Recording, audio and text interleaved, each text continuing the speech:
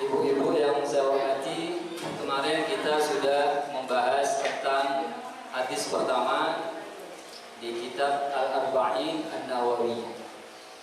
Kemarin kita membahas tentang hadis yang pertama berkaitan dengan niat, bahwa memang innamal a'malu binniyat, sungguhnya segala sesuatu itu tergantung kepada niatnya. Wa innama likulli imri'in ma nawa, dan kita akan mendapatkan apa yang kita dapat sesuai apa yang kita niatkan.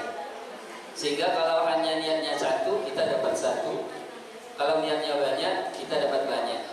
Maka ada ulama yang kemudian menganjurkan ketika ada amalan ibadah, maka kita masukkan niat-niat ibadah yang lainnya, sehingga semakin banyak amalan ibadah yang kita dapat. Lah, oleh karena niat ini berkaitan dengan hati, sementara hati itu adalah bagian daripada kesempurnaan amalia, maka kemudian Imam Syafi'i mengatakan niat itu adalah sepertiga dari ilmu.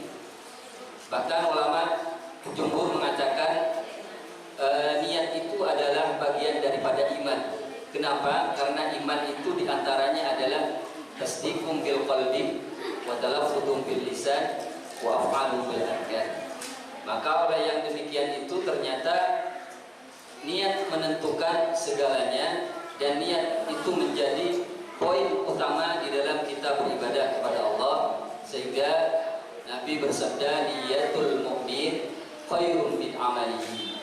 Niatnya seorang mukmin adalah lebih baik daripada amalnya. Ini bermaksud begini, kalau orang yang mukmin berniat, maka pasti itu dilakukan. Karena niat itu dari berbagai definisi 4 mazhab tertuju atau fokus kepada muqtarinan bi fi'lihi lit ta'ah, adalah sesuatu yang berbarengan kita jalani, suatu niat yang ada di dalam hati, kemudian kita bersamaan melakukan niat itu dalam mewujudkan taat kepada Allah Subhanahu wa ta'ala. Maka kemudian kalau kita runut kepada kita manusia, di mana manusia ini paling tidak, kalau kita fokuskan kepada hal-hal yang ada pada diri manusia, ada 2 hal. Pertama, manusia itu terdiri daripada jasmani dan rohani, atau kita sering menyebutnya jiwa dan raga. Maka hal-hal yang berkaitan dengan jiwa, ada hati, kemudian ada ruh dan lain sebagainya. Kemudian raga adalah berkaitan dengan fisik. Kedua hal ini adalah sama-sama harus kita jaga kesehatannya. Harus kita sama-sama berikan makanan, nutrisi sehat, sehingga jiwa dan raga itu sama-sama sehat. Mungkin saya pernah menyampaikan kemarin, lebih dulu mana kita pentingkan antara jiwa dan raga? Jiwa. Kenapa? Ada yang jiwa, ada yang raga. Kenapa? Di dalam Mensana incorporesano. Itu kata Belanda. Jadi begini, manusia itu bisa dikatakan manusia karena dia ada fisik, ada jasmani dan rohani. Jadi misalkan ada badan, tidak ada ruhnya, itu manusia apa? Mayit. Jadi mayit ya, bukan manusia.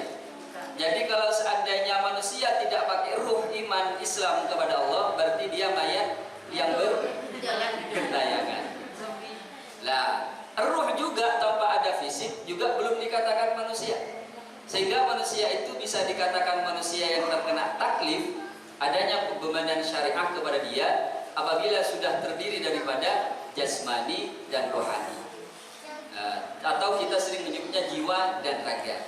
Dulu kita dalam pelajaran SD sering ketika mendengar pembahasan tentang sejarah penjajahan, kita mendengar ada istilah mensana incorporesano, di dalam badan, di dalam tubuh yang sehat tersimpan jiwa yang kuat. Lah oleh karenanya apakah itu betul? Betul gitu. Hanya saja mungkin kebalik. Di dalam Al-Qur'an itu begini. Fa'alhamaha fujuraha wa taqwaha. Qad aflaha man zakkaha wa qad khaba man dassaha. Fa'alhamaha, maka telah kami ilhamkan, telah kami beritahukan fujuraha wa taqwaha, keburukannya ruh dan kebaikannya. Qad aflaha man zakkaha, maka sungguh telah berbahagia siapa? Man zakkaha, orang yang mensucikan ruhnya. Wa qad khaba man dassaha, dan celaka man dassaha, yang mengotori ruhnya. Ini berarti ruh adalah lebih penting daripada jasad. Rohani adalah lebih penting daripada jasmani. Ibaratkan ada yang berbilang seperti ini. Ruh itu adalah konseptor, sementara jasad adalah eksekutor. Ketika kita mengkonsep, mempelajari sesuatu, maka kemudian dipasrahkan kepada jasad untuk dilakukan. Berarti baik buruknya jasad tergantung kepada ruh yang mengkonsep apa yang mau dilakukan. Makanya hati yang bagian daripada jiwa itu menjadi faktor utama. Kalau hati itu baik, maka kemudian jasadnya juga baik. Nah oleh karenanya Allah jelas fa'alhamaha fujuraha wa taqwaha qad aflaha man zakkaha wa qad khaba man dassaha. Satu contoh mudah. Sesehat apapun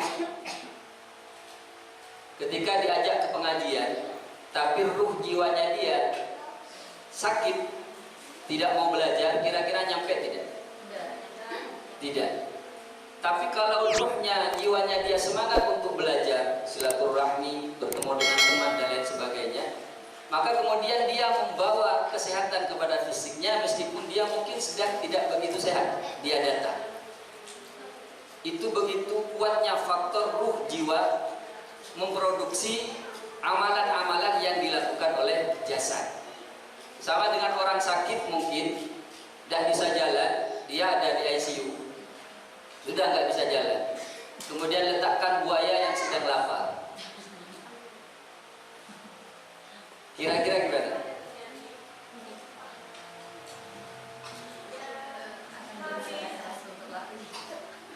Dia sakit, kemudian dia lihat buaya sedang mangap, kira-kira gimana? Apa pasrah? Ya dah, kalau mau dimakan tidak apa-apa.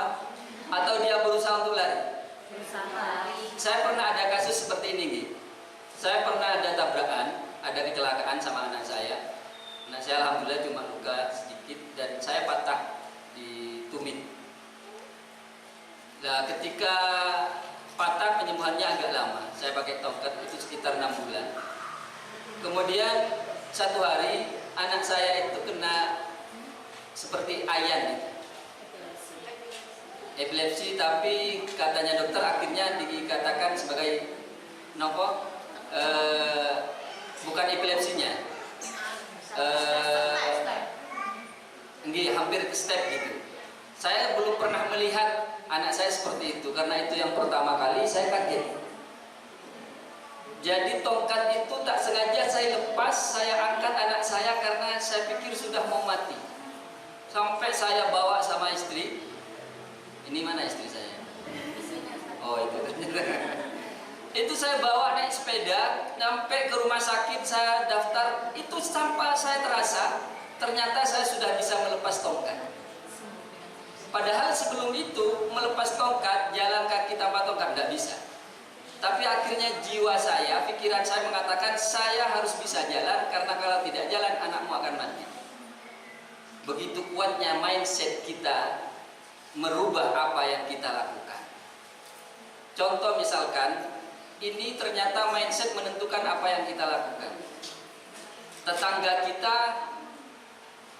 membuat sakit kita, ngerasani atau nyakiti segala macam. Tergantung bagaimana kita mengkonsepnya.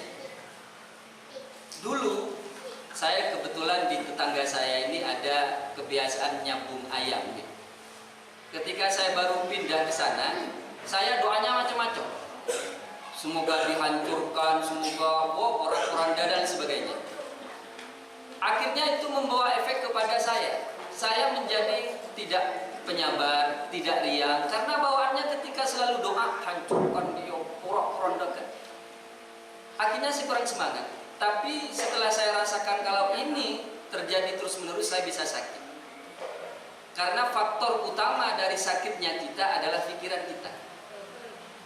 Nah, maka kemudian saya rubah sekarang. Ya Allah, berilah dia hidayah, sehingga dia memahami apa yang dia lakukan itu adalah salah. Itu bawaannya ke badan saya. Itu lebih tenang, lebih bahagia, lebih senang. Sama ketika nanti jenengan dalam kehidupan keluarga bersuami, ketika suami marah tergantung jenengan menyikapinya. Kalau jenengan sikapi dengan baik, suami marah pada saya, mungkin di luar ada masalah. Ya wis, saya diam. Dia diam, akhirnya suami juga tidak marah, jadi kasihan. Akhirnya masalah itu cepat selesai. Tapi berbeda kalau disikapi dengan sebaliknya. Ketika suami marah, dia akan bilang, nggak tahu ya, pada tadi saya masak, macam-macam. Akhirnya bertengkar. Di sanalah penyakit mulai ada. Tertanamlah rasa marah, ingin dendam, ingin balas dan segala macam. Akhirnya kehidupan berantakan. Berarti ruh, jiwa, kemudian rohani itu adalah lebih penting kita jaga kesehatannya. Namun bukan berarti melalaikan jasmani kita. Maka terkait dengan virus corona saat ini, yang terpenting untuk menyembuhkan atau menghadapi virus corona, apa kita harus menjauh dari orang lain, harus wajib menggunakan masker, atau sebaliknya?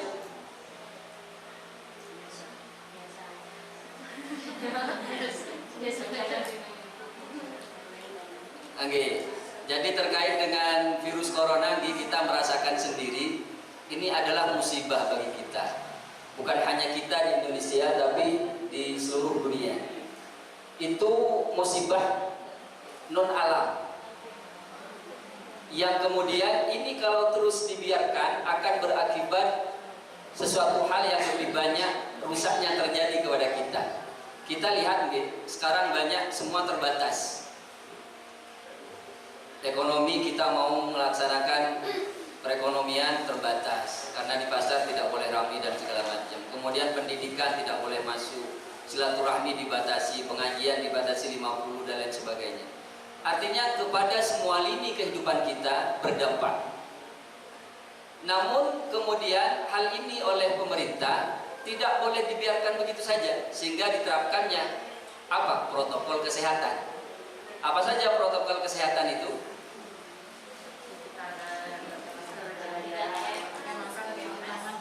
Masker, kemudian cuci tangan, kemudian menjaga jarak, kemudian menghindari suami orang lain, menghindari kerumunan. Ini 4 protokol kesehatan yang sering dihimbau kepada kita, yang menurut ahli kesehatan ini adalah cara yang paling mudah secara usaha lahiriah menghindari atau memutus tersebarnya virus corona kepada kita dan orang lain. Kalau kita jalani dengan benar-benar dan serius, apalagi kita sambil merenungkan apa maksud yang terkandung di dalamnya, kita akan enjoy dan akan kita mendapatkan 2 kesehatan, jasmani dan rohani sekaligus. Contoh misalkan pakai masker. Siapa yang nggak males pakai masker? Males semua. Saya ada tetangga itu apa? Setiap hari pagi jualan belecean katanya orang Madura. Ya belece. Dia nggak pakai masker. Kenapa kok nggak pakai masker? Tepeke. Bukan tefakku. Tepeke. Nggak biasa pakai masker. Tapi kalau kita renungkan ternyata di dalam protokol kesehatan itu, ini kalau kita kaitkan dengan kesehatan jasmani dan rohani, ada nilai-nilai yang terkandung di dalamnya. Pertama adalah pakai masker. Ternyata itu simbol kepada kita untuk menjaga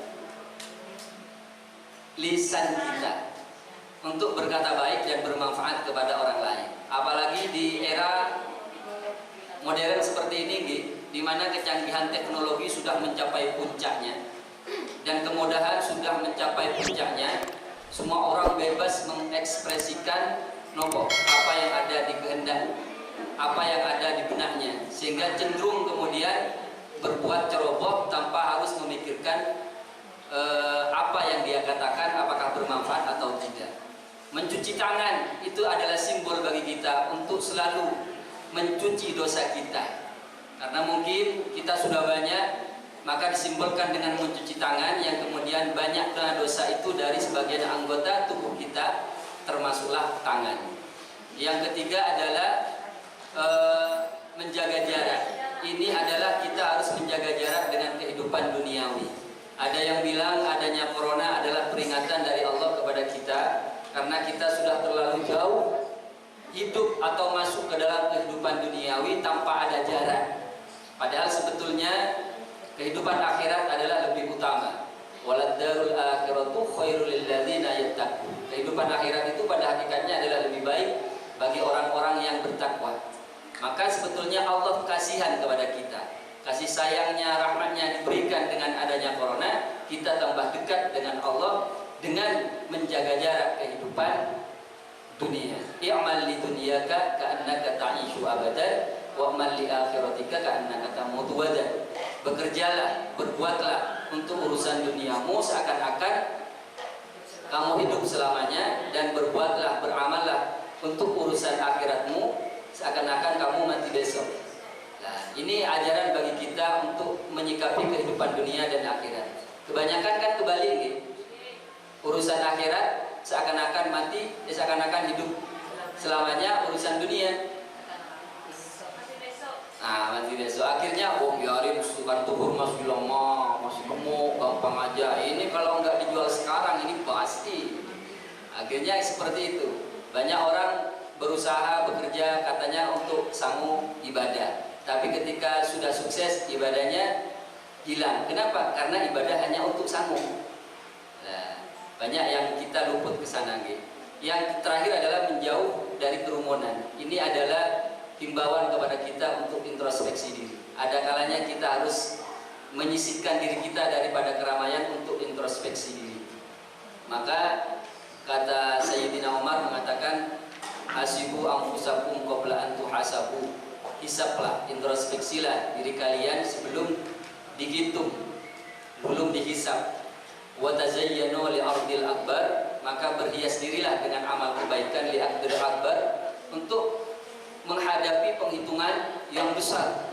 Innama yakhiful hasibu yaumal qiyamah ala man hasaba nafsahu fid dunya. Sesungguhnya perhitungan di hari kiamat itu hanyalah akan menjadi ringan hanya kepada orang yang terintrospeksi diri di dalam kehidupan dunianya.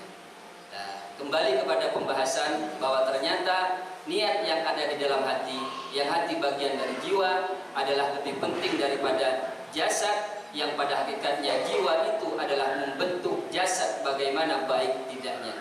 Kalau pikiran kita, jiwa kita adalah baik, yang di dalamnya ada niat, maka insya Allah dan pasti amalan yang kita perlihatkan kepada diri kita, kepada orang lain adalah baik pula adanya. Dan begitu juga sebaliknya. Nah, kira-kira seperti itu tambahan tentang yang berkaitan dengan hadis yang pertama, niat. Sekarang kita akan membahas tentang hadis yang kedua. Al-hadis tsani an Umar radhiyallahu anhu aidan. Jadi hadis yang pertama ini dari Sayyidina Umar, maka yang kedua juga dari Sayyidina Umar. Qala bainama nahnu julusun 'inda Rasulillah sallallahu alaihi wasallam dzata yaumin ittala 'alaina rajulun shadidu bayadis thiyab shadidu sawadis sya'ri la yura 'alaihi atharus safari wa la ya'rifuhu minna ahadun hatta jalasa ila an-nabi sallallahu alaihi wasallam fa asnada rukbatayhi ila rukbatayhi wa wada'a kaffayhi ala fakhidhayhi wa qala ya Muhammad akhbirni 'anil Islam. Wa qala Rasulullah sallallahu alaihi wasallam al-islamu an tashhada an la ilaha illallah wa Muhammadan Rasulullah wa tuqimas salata wa tu'tiyaz zakata wa tasuma ramadana wa ta'hujjal baita in istata'ta ilaihi sabila. Qala sadaqta fa'ajibna lahu yas'aluhu wa yusaddiquhu. Ini agak panjang ya. Qala fa akhbirni 'anil iman. Qala an tu'mina billahi wa malaikatihi wa kutubihi wa rusulihi wal yawmil akhir wa tu'mina bil qadari khairihi wa syarrihi. Qala sadaqta. Qala fa akhbirni 'anil ihsan. Qala an ta'budallaha ka'annaka tarahu fa in lam takun tarahu fa innahu yaraka. Qala fa akhbirni 'anis sa'ah. Qala mal mas'ulu 'anha bi'a'lama minas sa'ili. Qala fa akhbirni 'an amaratiha. Qala an talidal amatu rabbataha wa an taral fatal 'uratal 'alata ri'a asy-syari yataqawaluna fil bunyan. Thumma intalaqa falabistu maliyan. Thumma qala ya Umar atadri minas sa'ili. Qultu Allahu wa rasuluhu a'lam. Qala fa innahu Jibrilu atakum yu'allimukum dinakum. Hadis ini banyak berpendapat ini adalah hadis pokok agama karena di dalamnya adalah terkait dengan 3 pilar agama Islam. Pertama adalah iman, yang kedua adalah Islam, yang ketiga adalah ihsan. Ini juga terkenal dengan hadis Nabi dan Jibril. Jadi disampaikannya melalui malaikat Jibril, kemudian melalui Nabi Muhammad SAW. Sehingga ada yang mengatakan aminus sama wa aminul ardi. Seorang yang paling dipercaya di langit dan seorang yang paling dipercaya di bumi. Siapa di langit? Malaikat Jibril. Siapa di bumi? Nabi Muhammad SAW. Sehingga terkenal dengan hadis Jibril dan hadis Nabi Muhammad SAW. An Umar diceritakan dari Sayyidina Umar radhiyallahu anhu aidan qala, berkata, bainama nahnu julusun 'inda Rasulillah sallallahu alaihi wasallam. Semasa kami duduk inda Rasulillah sallallahu alaihi wasallam bersama Nabi Muhammad sallallahu alaihi wasallam, dzata yaumin, suatu hari,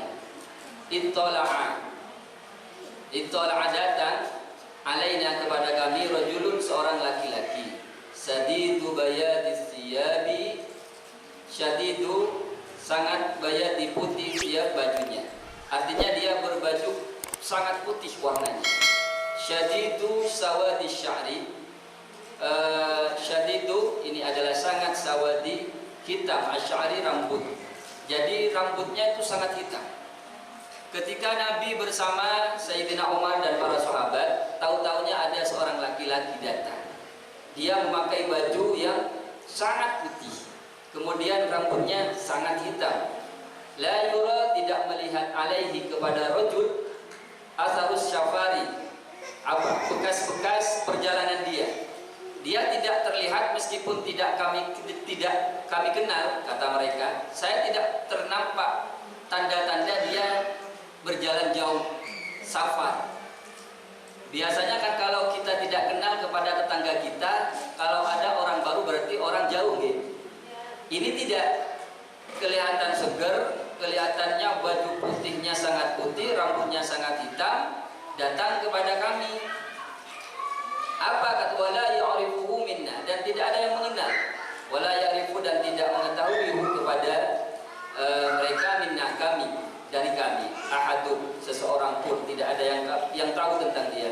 Hatta jalasa ilan nabi, sampai jalasa duduk ilan nabi bersama Nabi Muhammad sallallahu alaihi wasallam. Fa asnada rukbatayhi.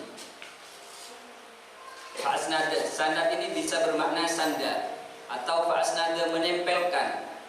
Rukbatayhi, kedua lututnya, ila rukbatayhi, kepada lututnya Nabi.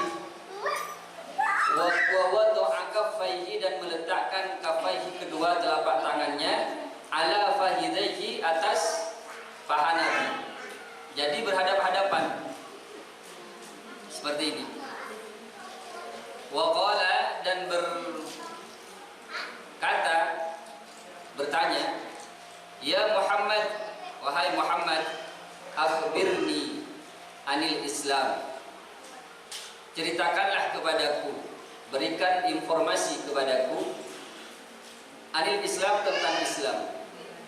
Faqala, maka menjawab Rasulullah sallallahu alaihi wasallam, al-Islamu, adapun Islam, an tashhada an la ilaha illallah, ialah harus bersaksi alla ilaha, alla ilaha, tidak ada ilah Tuhan illa kecuali Allah, wa anna, dan bersaksi anna, sungguhnya Muhammadan, Nabi Muhammad Rasulullah, utusan Allah, wa tuqimas salata, mendirikan salat, wa tu'tiyaz zakata, dan melaksanakan, membayar zakat, wa tasuma ramadhana, dan berpuasa Ramadan, wa tahujjal baita, dan berhaji al-baita, kepada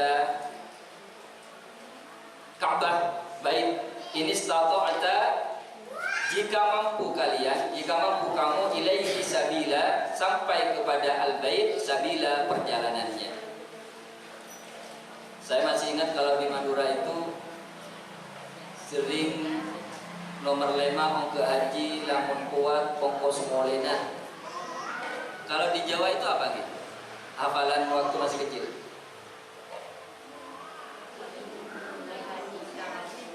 Jika naik haji, jika mampu. Kalau di Madura naik ongke haji, lamun puas ongkos molena. Artinya ada biaya dan segala macam yang berkaitan dengan biaya, kita bahas nanti.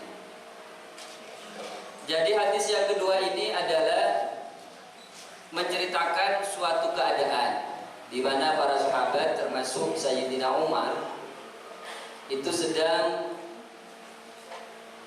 duduk bersama Nabi Muhammad SAW. Kemudian ada seorang yang datang dan bertanya kepada Nabi, akhbirni anil Islam. Maka Nabi itu kemudian menjelaskan bahwa Islam itu adalah membaca syahadat, kemudian yang kedua melaksanakan sholat, yang ketiga membayar zakat, yang keempat berpuasa bulan Ramadan, yang kelima naik haji jika mampu. Ini rukun Islam yang wajib dilakukan bagi orang yang memeluk agama Islam. Dan sifatnya ini adalah ibadah mahdhah yang tata aturan pelaksanaannya sudah tertulis jelas baik di Al-Quran dan hadis. Karena ini adalah bagian dari rukun kepada orang Islam, maka dasarnya adalah ketaatan. Bukan bagaimana dia itu bertanya, apa gunanya saya sholat, apa gunanya saya membayar zakat, apa gunanya saya berpuasa. Kita tidak seharusnya bertanya seperti itu. Maka yang namanya orang Islam wajib membaca syahadat, kemudian sholat, kemudian zakat, kemudian puasa dan naik haji. Maka pada hakikatnya kita tidak usah bertanya, karena dasarnya adalah ketaatan. Kalau kita sudah menjadi Islam, wajib melaksanakan rukun Islam. Wajib. Loh, bagaimana kok kemudian ada yang bertanya apa manfaatnya? Itu adalah bagian daripada dorongan kepada kita sehingga kita bisa melakukan dengan lebih khusyuk lagi setelah mengetahui bagian daripada manfaat-manfaat yang kita dapat setelah melakukan rukun-rukun Islam ini. Nah, hanya saja di antara 5 rukun ini yang paling utama adalah sholat. Sholat ini bagian daripada rukun Islam yang perintahnya itu Allah memberikan langsung, mentitahkan langsung kepada Nabi Muhammad SAW. Tapi kalau selain sholat, perintahnya melalui malaikat malaikat Jibril. Maka kemudian awwalu ma yuhasabu bihil 'abdu yaumal qiyamah as-shalah. Yang pertama kali ketika ditanya, ketika kita meninggal di hari kiamat, apa yang kemudian ditanya adalah tentang sholatnya. Kalau sholatnya baik, maka yang lain baik semua. Kalau sholatnya jelek, maka yang lain jelek semua. Begitu pentingnya kemudian sholat menjadi kunci kebaikan kepada amal-amalan yang lain. Lah oleh karenanya sholat itu dimanapun dan kapanpun dan seperti suasana apapun tetap wajib dilaksanakan. Istilah gampangnya, sholat itu dilakukan sampai batas kemampuan kita. Kalau yang lain sebatas kemampuan kita. Zakat sebatas kemampuan kita. Bagaimana kita mau zakat kalau yang mau dimakan saja nggak ada? Haji sebatas kemampuan kita. Bagaimana mau haji kalau mau berangkat ke Surabaya nggak ada ongkos? Sama seperti yang lainnya. Bagaimana mau puasa? Saya sedang sakit, kata dokter, kalau puasa saya mati. Tapi kalau untuk sholat, maka kemudian seperti apapun keadaannya dan siapapun orangnya, maka tetap harus melaksanakan sholat. Maka kemudian dalam fikih itu kita diajari bagaimana kita melaksanakan sholat dalam kondisi-kondisi tertentu. Misalkan dalam rukun sholat al-qiyamu fil fardhi, kita harus berdiri di dalam sholat fardu ala qadiri bagi yang mampu. Jadi kalau kita mau sholat untuk fardu wajib berdiri, berbeda dengan sholat sunat. Tapi kalau untuk fardu nggak bisa kita kemudian buat alasan saya sholat sambil duduk aja. Kenapa? Oh saya tak, Allah tahu kok saya capek. Gak bisa seperti itu. Kalau untuk wajib, kalau untuk sholat fardu maka wajib berdiri. Tapi kalau untuk sunat bebas saja, hanya saja pahalanya berkurang, kesunahannya berkurang. Nah untuk fardu maka kemudian wajib berdiri tapi bagi yang mampu.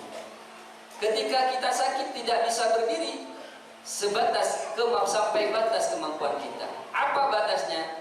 Maka dianjurkan tata cara kemudian ketika kita tidak bisa berdiri, sholatlah duduk. Duduk yang dianjurkan pertama kali adalah duduk di atas kursi. Duduk di atas kursi. Allahu Akbar. Rukuknya gimana? Allah. Sujudnya gimana? Kalau bisa sujud sempurna monggo. Kalau tidak bisa sujud sempurna, lebih rendah daripada rukuknya. Allah. Tapi kalau duduk di kursi jangan terlalu ke bawah nih. Takut. Nah. Okay. Kalau tidak bisa duduk di kursi seperti itu, duduk seperti orang sujud. Rukuknya gimana? Sama seperti tadi. Sujudnya kalau bisa sujud sempurna maka sujud, kalau tidak lebih rendah daripada ketika kita rukuk saat sujud tadi. Kalaupun tidak bisa seperti itu, bil ittijad. Bil ittijadnya bagaimana? Miring. Jadi ke utara. Kemudian kepala sebagaimana mayit dipendam, dikuburkan seperti itu. Allah Akbar. Sami Allahu liman hamid. Seperti itu. Kalau miring pun tidak bisa, mustalqiyah. Bagaimana? Dengan telentang. Telentangnya ke arah mana? Ke arah timur. Jadi telentang, kemudian kepala ada di bagian timur, kasih bantal agak tinggi. Tapi kalau jenengan mau sholat telentang, pamit dulu nih sama suaminya. Ini sholat kan? Nah, takutnya suami tahu-tahu datang, loh kok ada gratisan. Nah, baru sholat. Allahu Akbar. Allahu Akbar. Seperti itu. Nah, tidak karena ini sakit maka Allah. Ya Allah. Kan tidak mungkin kalau Allahu Akbar. Bismillahirrahmanirrahim. Dilihat lagi telentang, lagi sakit. Kalau tidak mampu seperti itu, bitorfil ain, sampai seperti itu. bitarfil ain, dengan kedipan mata. Sholli pada diri arba'atin lillahi ta'ala. Allahu akbar. Ya Allah liman hamid. Allahu akbar. Tapi dijaga gitu, takut kedipannya enggak balik. Allahu akbar. Ah, itu tidak wajib sholatnya. Wajib disolati. Nah, terkait dengan sholat ini memang sebentar lagi kita akan masuk ke bulan puasa gitu. Di sana ada sholat yang semua orang kadang meskipun tidak sholat wajib itu sholat. Apa itu? Tarawih. Bahkan seakan-akan lebih penting daripada yang wajib. Cuma herannya banyak orang mencari sholat tarawih yang cepat. Hati-hati. Kamu sholat di mana? Oh, di musola saya. Berapa menit? 5 menit. Ah, mending di musola saya. Berapa? 10 menit itu sudah ada kolaknya. Pindah macam-macam. Padahal sebetulnya dalam sholat itu ada rukun. Jadi sholat itu ada syarat, ada rukun. Kalau syarat itu ada sebelum dilakukan. Kalau rukun harus ada saat dilakukan. Jadi ketika kita belajar tentang ilmu fikih, tentang bab sholat, ada syarat sahnya sholat yang itu harus ada sebelum sholat, ada sahnya, ada rukun yang itu harus dilakukan saat sholat. Termasuk tumakninah itu adalah bagian dari rukun, gitu. Bagian dari tumakninah ada di mana, Bu? Tumakninah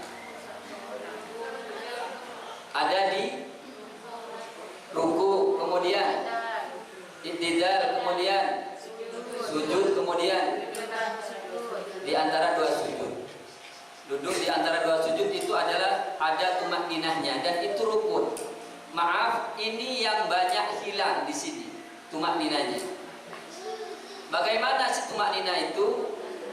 Diam sehingga dia dalam keadaan anteng.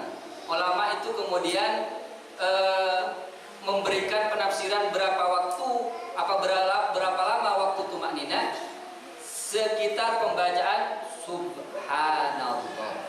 Ini kalau kita lihat banyak orang tarawih, bahkan sholat wajib gitu, banyak yang hilang, banyak yang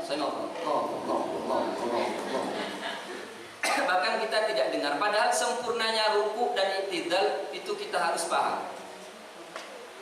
Maaf nih, saya agak fokus ke pembahasan sholat karena kita sebentar lagi juga langsung akan praktek, yaitu di bulan, meskipun tidak harus menunggu Ramadan. Memang banyak orang yang kemudian salah sholatnya itu karena rukunnya hilang. Di antaranya yang paling banyak adalah tumakninahnya. Ini mohon maaf saya contohkan.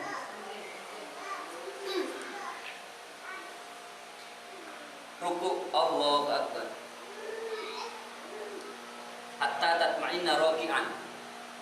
Ruku yang benar adalah ketika kita menaruh gelas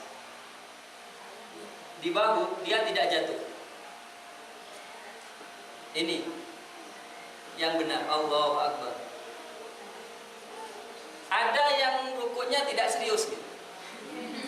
Allah. Ada yang seperti itu. Ada yang terlalu serius. Bukan terlalu serius, apa bahasa? Allah. Ada yang seperti itu. Nah, saat i'tidal, sami Allahu liman hamidah. Kalau mau ngangkat tidak apa-apa, kalau tidak ngangkat tidak apa-apa, karena mengangkat tangan adalah bagian dari sunnah. Sami Allahu liman hamidah atau sami Allahu liman hamidah. Ini harus benar-benar diam. Tidak boleh sami Allahu liman hamidah. Oh, itu tidak. Sujudnya juga demikian. Maka ruku harus benar. Kalau laki-laki rukunya ini dibuka nih, sunnahnya dalam fikih. Kalau perempuan mepet, sama dengan ketika mengangkat tangan ketika takbiratul ihram. Kalau laki-laki hatta balagata sampai sejajar, dengan telinga. Allahu Akbar. Kalau perempuan sejajar bahu. Ini hadisnya sama-sama sahih. Sejajar dengan telinga, sejajar dengan bahu. Tangannya di mana? Mazhab Syafi'i di antaranya adalah di bawah dada, di atas pusar. Allahu Akbar. Tidak di atas dada. Itu kedinginan. Atau tidak di bawah pusar. Allahu Akbar. Nah, itu curiga. Nah, salat itu yang paling banyak. Yang paling banyak kita lupa tentang bahwa tumaninah itu rukun. Kemudian dari setiap pembacaannya, Fatihah itu rukun nopo bukan? Rukun. Berarti cara baca Fatihah harus benar. Selain memang Fatihah itu Al-Quran, dalam sholat kalau salah bacaannya itu membuat sholat tidak sempurna, tidak sah. Maka kemudian cara bacanya diantaranya ayyusmi anafsahul qiraata. Orang membaca Fatihah itu harus mendengar dirinya terhadap bacaannya. Bismillah. Kadang kan gak kedengeran. Gak kedengeran. Bagaimana kita tahu bahwa dia benar membaca Fatihah sementara tidak bisa kita nilai benar apa tidaknya? Maka kemudian tajwid itu menjadi wajib ketika kita mau membaca Al-Quran. Belajar ilmu tajwid sunnah hukumnya. Tapi ketika membaca Al-Quran, belajar tajwid menjadi wajib. Wudu sunnah hukumnya. Tapi ketika mau sholat, wajib hukumnya. Nah, oleh karenanya Fatihah ini hati-hati menjadi rukun. Kemudian tahiyat. Tahiyat ini banyak nih kalau tidak husuk baca tahiyat malah Fatihah. Bahkan teman saya ketika Fatihah baca tahiyat. Asyhadu an la ilaha illallah. Loh, padahal kan berdiri. Nah, kalau tahiyat saya pernah. Saya tahiyat pernah baca Fatihah. Jadi syaitan iblis itu begini, dalam sebuah hadis diceritakan ketika ada orang azan, iblis itu lari terkentut-kentut. Saking larinya. Tapi ketika selesai azan dia datang lagi. Kemudian ketika uqamah dia lari terkentut-kentut dan datang lagi. Ketika sholat dia masuk ke relung kita. Untuk apa? Mengingat-ingat apa yang tidak kita ingat. Kalau sudah yang kita ingat, kita bisa untuk melupakannya. Ada masalah dengan keluarga. Saya mau sholat ini, saya nggak mau ingat karena sedang lagi sholat. Bisa. Karena memang sengaja. Tapi yang kita tidak sengaja itu muncul. Kadang kita sudah khusyuk ada aja. Kita sudah siap dengan dilaga masalah, hutang ditagih hutang misalkan. Saya nggak mau bahas di dalam sholat, saya musuh. Ada aja. Iya ya, di sini mau mana ya kira-kira? Ada. Karena itu memang iblis, setan yang menggoda kita sehingga kita lupa terhadap beberapa rakaat yang kita lakukan. Kalau itu sudah terjadi, iblis itu senang. Tapi Nabi kemudian memerintahkan untuk sujud syahwi. Apa maksudnya? Di antaranya adalah untuk memberikan rasa malu kepada iblis, kepada setan yang telah mengganggu kita. Jadi awalnya dia senang, tapi ketika kita sujud sahwi menyempurnakan apa yang kita lupa, maka kemudian setan iblis jadi malu. Nah, dan ini tidak terjadi kepada orang yang tidak punya ilmu gitu. Semua kiai, ustaz, orang tani, pegawai, semua diganggu. Maka kemudian dalam sholat, meskipun sholatnya kiai belum tentu khusyuk. Nah, meskipun sholatnya petani bukan berarti tidak khusyuk, bisa khusyuk juga, tergantung bagaimana kita menjalaninya. Nah, ini diantara rukun Islam. Maka kemudian dalam penyebaran Islam ini dan rukunnya kita sudah mendengar di sejarah-sejarah Wali Songo yang kemudian ternyata dulu itu di Nusantara untuk kemudian mengatakan kamu harus Islam dan Islam itu harus baca syahadat, itu tidak dimungkinkan menggunakan kalimat seperti itu. Kenapa? Karena likulli makanin maqalun, likulli maqalin makanun.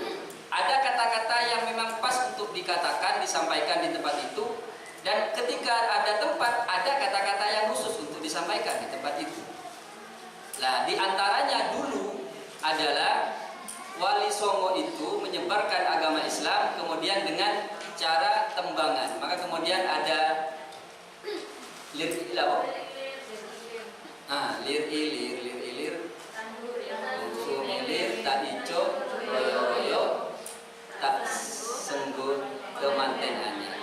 Cah angon, pinik no blimbing kuwi lunyu peneno kanggo basung totot tiro, kanggo basung totot tiro, kumitir bada ing pinggir tondo kanggo sipo mengko sore mumpung padang rembulani mumpung jembar kalangan iyo surao suraio. Ini gambaran tentang rukun Islam. Cah angon, kita dianggap sebagai pengembala. Apa pembelaan kita? Hati kita. Pendek no belimbing kui, suruh naik kepada pohon belimbing. Lunyu pendek no kanggo basuh totot tiro. Lunyu biar susah tapi tetap dinaiki. Apa belimbing? Ada buah bergigi berapa? 5. Itu adalah rukun Islam. Artinya menjalankan nilai-nilai keislaman dengan rukunnya itu memang sangat susah. Ujiannya berat. Tapi lunyu pendek dipaksa untuk naik. Kanggo sibuk mengko sore. Ini saya hafal sebetulnya, bukan karena paham. Saya asli Madura, jadi nggak ngerti cuma karena hafal, menghafalkan. Kanggo sibuk mengko sore, untuk dipakai nanti sore. Nanti sore itu adalah gambaran kepada kita bahwa siang sudah mau habis, bahwa umur kita sudah mau habis. Karena mumpung padan rembulani, mumpung jembar kalangani, yok siro iyo. Mumpung kita sehat, ada waktu kosong, ketika diajak untuk kebaikan maka kemudian iyo, yok siro iyo. Sora ya. Sora iyo. Tapi kalau sekarang kan anak mahasiswa kadang bukan bilang iyo. Sip, oke. Yok sirao surah sip. Surah oke kan? Mungkin gitu. Kalau dulu ada istilah oke itu wali songo. Ini berkaitan tentang sudah 10:30. Ada pertanyaan Bu? Mungkin tidak ada yang bertanya karena nggak ada yang melihat hadiah. Ini dia. Monggo, saya mohon maaf karena ada acara, jadi tidak sampai melanjutkan sampai selesai. Ini masih banyak sebetulnya tentang iman, kemudian tentang tanda-tanda kiamat. Ini malah yang menarik nanti pembahasannya ketika di tanda-tanda kiamat gitu. Ternyata tanda-tanda kiamat itu sudah ada di depan mata dan kita kadang melakukannya. Ada pertanyaan?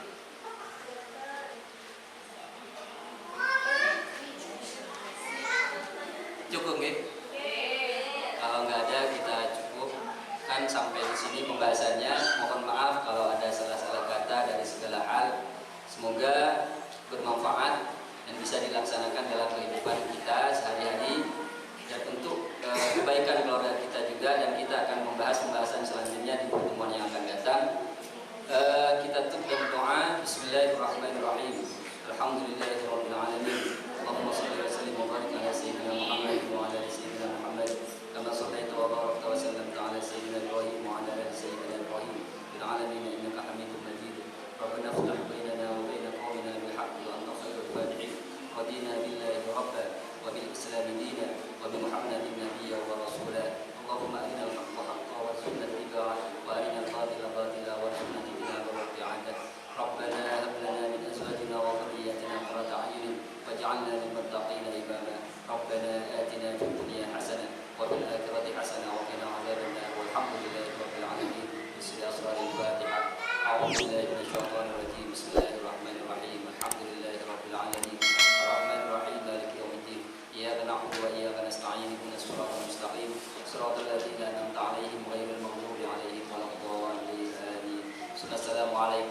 warahmatullahi wabarakatuh.